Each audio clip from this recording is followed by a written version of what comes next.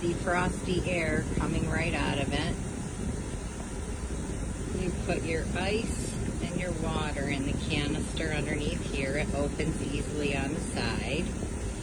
You have your on-off button with 3 levels of speed or air coming out, a timer.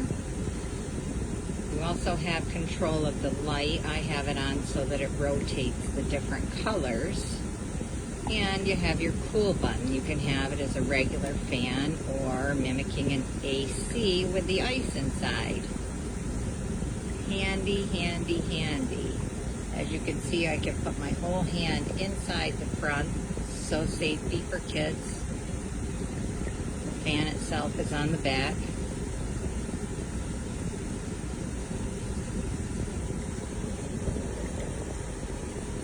Size-wise, there's my tea bottle, and there's your size. I happen to have it in my camper. Love it.